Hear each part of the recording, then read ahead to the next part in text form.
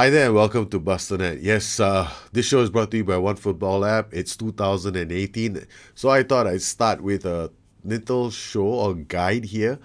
People have asked me this question, and I've covered it in my book. It's about super systems and how you can go about building them. Now, I want to clear something up. It's not about a super tactic because Scramjet, Diablo,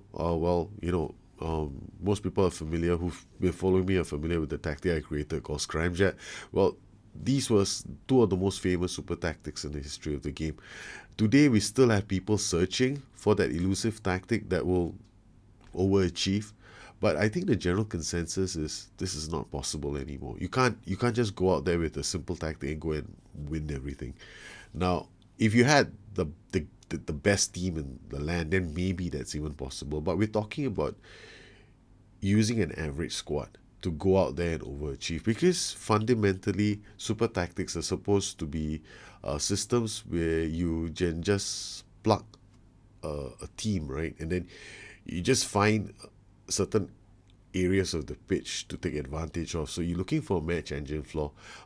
Diablo's Scramjet, they looked at parting the Red Sea, basically getting the whole team to move aside, and then we just go through the middle. Or in that was Diablo. Scramjet was actually moving an entire team to the right, and then we'd have one guy going in there to score something like 140 goals in a season.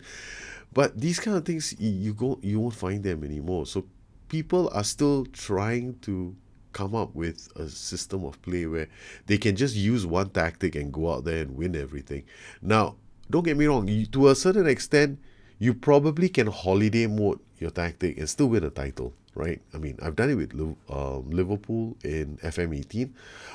Not too hard to do still, but you're gonna have to be so perfect in setting your system up, and then also you're not gonna win every game. That's the thing. You're gonna lose a few games as well. Liverpool won their title with two games left in the season, so it was a pretty tight race all the way. But with super tactics, you're not supposed to have that problem. With super tactics, you're supposed to get something like 105 points. You're supposed to be like 20 points ahead of the competition. So I don't think most of these tactics, you can't find them anymore in the game. That's largely due to the fact that now, A, we have a tactical creator. B, match engine flaws like that don't exist in the game. Why? Because it has to be something that you can repeat in every single game, right? So if I go into a game and I know, okay, it's going to happen, right? So I just set the tactic up. I just go make coffee and come back. I don't even need to watch the game. It's just going to happen. We'll just win the game and we'll score exactly the same kind of goals all the time. So it gets like, yeah, it's fun to watch, yeah, but after a while, it's exactly the same goal. Chances are, if you cut a highlights reel of your top scorer, you'll see him doing the same kind of goals. And so things have changed. So what can we do now? Today it's a lot harder to find these kind of consistent match engine weaknesses where you can score the same kind of goal in every single game. Scoring from crosses now may seem easier, but these can still be defended. So it's not a match engine flaw. There are people who claim that three striker systems are overpowered, but three striker systems can still be defended against. All right, they are strong, but you can still defend against them. My favorite systems have always involved three striker systems. So, if in FM12 three striker systems are strong, you name it. Every single FM I know of, three striker systems have always been strong. My favorite systems are always the 4-3-3, the 4-3-1-2. Any system where I can go with a trident or a wide split or even a narrow attacking configuration up top, you'll still do well. Why? Because you're risking three guys to go and attack the opposition. And not only that, if you play smart, you can overload the flanks and you can get a lot of players into the box. In today's game, it's so much like watching a real game of football. The coaches go in, they have to come up with a plan A, a plan B, a plan C. In today's game, if you want to beat the AI, you need to understand that the AI also comes in with an alternative strategy, right? So the opposition will start with a certain formation. It has a gameplay based on some expectation in the game. If that is not met within a certain time frame, or if the score changes, then the AI goes to plan B.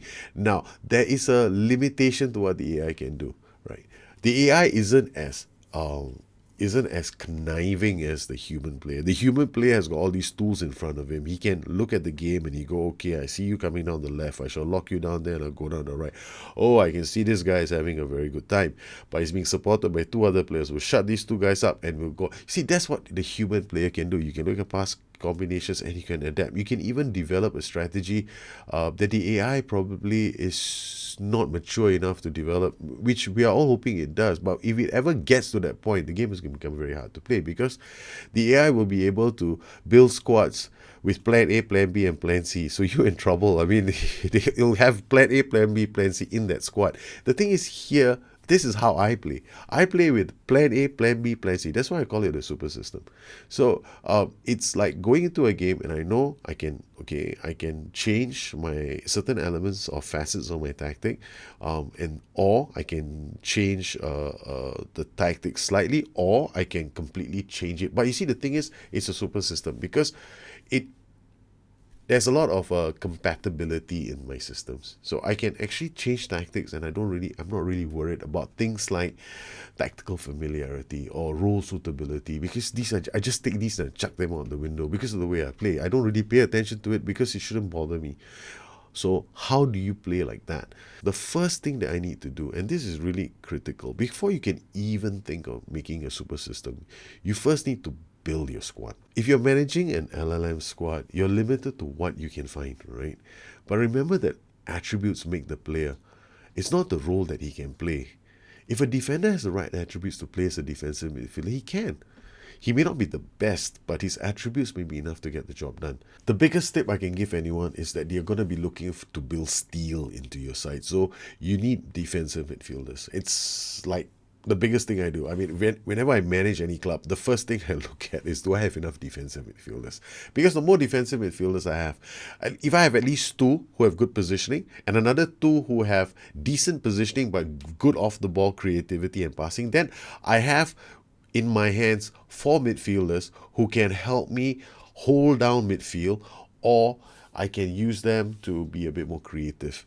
Now, the thing here is that having these kind of players gives me options in how I want to set my tactics up, because the moment I have 3, I can play a 3-man midfield.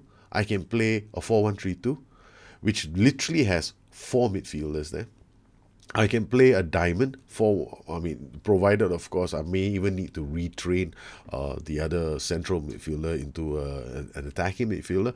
But even with that defensive midfielder that I have in my side, I can even think of systems where I might want to convert that defensive midfielder into an inverted wingback if he has got good decisions, because I would rather retrain a defensive midfielder into an inverted wingback than to train a fullback into an inverted wingback. There's a simple rationale behind this. An inverted wingback is usually sitting in the defensive area of midfield, so he's expected to fulfill some of the roles of a defensive midfielder. So I rather get somebody who has the intelligence of playing there as a defensive midfielder. So having a squad of at least 4 players makes a big difference. This gives you the option of playing the 4-2-3-1, the 4-1-3-2, the 4-3-3, the 4-4-2, the 4-1-4-1, the 3-1-4-2, the 3-5-2. That's a lot of options. Then what's the second thing that I do? The second thing I do is I actually go out there looking for wingbacks. And this is where things start getting a bit interesting. I don't look for wingbacks who are defensive in orientation just yet. I will always look for a winger that I can retrain as a wingback, because I'm looking for crossing, dribbling, acceleration. I'm looking for 3 components here and off the ball. I want a player that can bomb down the flanks and then be one of my creative threats. This gives me an option, especially when I'm camping. Now, naturally, if I'm going to launch attacks down that flank, the presence of my steel midfield with the defensive midfielders there gives me a lot of security, because I can actually launch a guy down the flanks. And I use this approach with a lot of my tactics. Even with a 4-4-2, I sometimes use the double pivots right in midfield, and then I might even stick another third midfielder on the right flank and get him to play like a playmaker, and then I get my wing back to bomb down the flanks. So here I have got variety of attacking patterns, and with the wingback coming from deep in attacking play, you have options. You have different kinds of attacking play that happens. So being able to think creatively about the players that you have and the roles that they can fulfill is the first and probably the biggest step in building any kind of a super system. You need to be able to think of plan A, plan B, plan C with those players in mind. And if you go out there and you just you base your system on just one tactic, for example. I mean, I could go out there and create a 4-2-3-1, right? I know people have come to me and go like, I want to create a super system out of a 4-2-3-1. I'm going, yeah, but when you play a super system, you need options. You need to be able to tell yourself, okay, fine, I'm locking my side down. How do I do that with a 4-2-3-1? You could, to some extent, dropping those two central midfielders into like defensive midfielder positions, and then hoping that the two wider players can come back and defend. Yeah, it's possible, but still, I probably would look at more systems that give me a bit more security in midfield. So I still want to think of a three-man midfield. I think three-man midfields are just strong. I mean, look at some of the best teams in England. They all play with three-man midfields. They've got either they have three guys in midfield doing something with the ball. You want to try and control the midfield area because that's the most important area of the pitch. If you can control the center of the pitch, you have the heart and soul of a super system. If you want to go out there and assume now you have a side like Manchester City, right? So you have like Paulinho, who's a holding midfielder. But then you got Kevin De Bruyne and David Silva. These two players, they're not exactly your typical ball winners. So that's why Pep Guardiola has Fabian Delph playing as an inverted wingback, so he gets the option of having two players there. So here, you got to think creatively about how you position your players and how you get the best out of them, because ultimately it's about controlling space. So in order for you to build your system, you need to understand how your team stacks up against the rest of the league. So what I do is I've done shows like in my Getting Started with series. I usually start with a squad comparison where I compare my team to the rest. Here, I want to find out our strengths and weaknesses. For example, I like to find out the positioning and acceleration attributes of defenders, and over the course of the season, I will try and find out how vulnerable each team is down the flanks. The reason is simple. The wings are one of the best places to overload. You want to overload one side of the pitch, allowing your attacking wing backs to bomb down the other. This gives us one attacking option and is easily one of the deadliest in football. When wingbacks get into dangerous crossing positions, it usually allows more players to attack the box, giving you more scoring opportunities. So if my wingbacks have great acceleration and crossing, they can beat defenders with poor acceleration and positioning. So wingbacks become important for me. Now that we have created the basic squad requirements, we can begin formulating our plans. We can either go with one tactic or a combination of options. Understanding what all your players can do now becomes quite important. We can start with this 4-1-3-2. It's a simple enough a system, and like all systems, it has strengths and weaknesses. You need to understand what your strengths and weaknesses are when you're facing certain systems. The 4-1-3-2 is great defensively, but it can struggle if you don't do enough to protect the flanks. If you can sort this out, you can launch quick counters using the two-man strike force. They can lead the way, or you could even push up and camp and get one or more of your fullbacks to attack the flanks. Knowing how to tweak it is a matter of knowing how the opposition is going to play. If the AI is building play down one way, then what you can do is you can lock down that flank. When I say lock down that flank, means you prevent it from building up play on that side of the flank. So if they've got a creative midfielder there, you stick a ball-winning midfielder there. So the creative player can't do anything. And you put pressure on them. So sometimes all you need to do are simple fixes like this. And you probably have seen some of my videos where I do this. I see the AI playing and I go, okay, fine, I'm just going to move my ball-winning midfielder to the other side, and voila, we fix the problem. There are plenty of little things your system can do. Understanding how to do them will give you a system of play. Ultimately, these will all come together with as small little options that you can use for your tactical system, and it becomes a super system. So I'm just going to give you a few examples of what I do with this tactic so that eventually it morphs into a super system, giving me plenty of options when I'm faced with different kinds of systems. Here, for example, I have a 4-1-3-2. I can do a simple change, right? This is part of my super system because, okay, Broadly, my super system involves the use of three tactics. Extreme case scenarios. I have all my extreme case scenarios all laid out for me. But it all begins with a simple approach first. As far as possible, we're going to try and win with my 4-1-3-2. If I go to the other tactics, it's a damn good reason for me to do it. So I start with a 4-1-3-2 for my away games in Europe. And I go, okay, fine, this is the tactic we're going to use. We're going to try and hit teams off the break because you want to try and lock them down. However, if I find that teams are sitting back and they don't want to come out and play with me, then I go to fluid. If I find that I may want to launch more bodies into attack, then I release this guy and he goes bombing on the flanks because we're ball winning midfielder.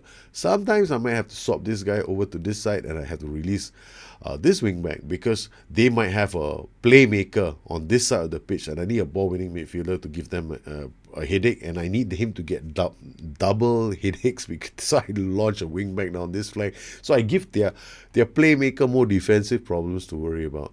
And if they indeed do have a playmaker there, then they're not going to be defending very well on that flank. So this is a simple option that I have.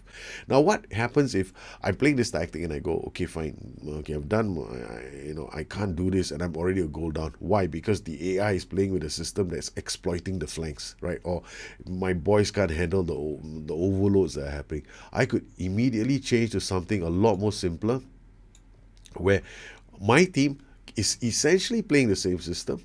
However, what we are doing now is we are basically putting pressure on the fullbacks. We are locking down our flanks. We are hitting them on the break, and we are using a playmaker to overload one side of the pitch with this group so that we can unlock this zone of the pitch. Same players, nothing has changed. We've gone out there. The partnerships remain. We're still okay.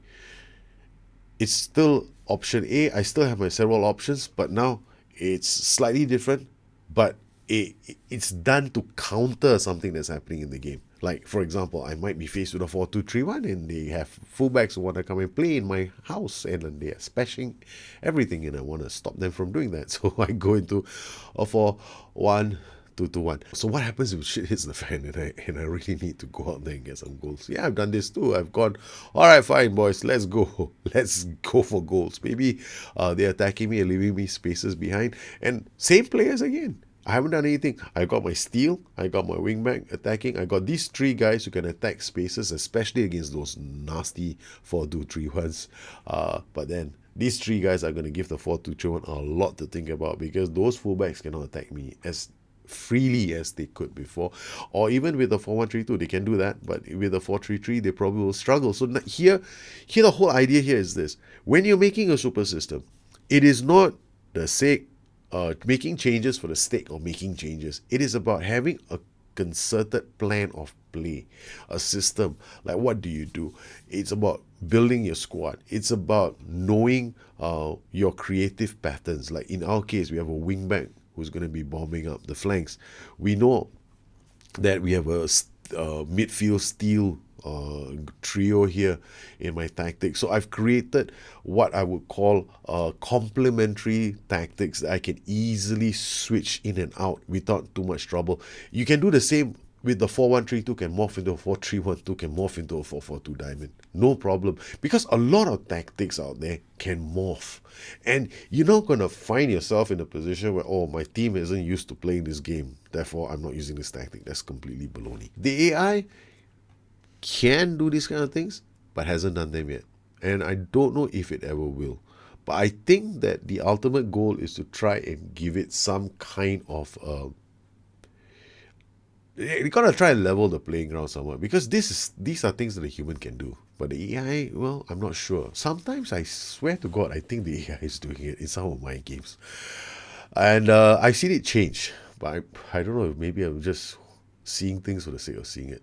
But I hope that eventually people, find some enjoyment in playing the game, because this is how I enjoy the game. It's like there's nothing more gratifying than knowing that a change that you did made you come back from 3-1 down to win a game 4-3.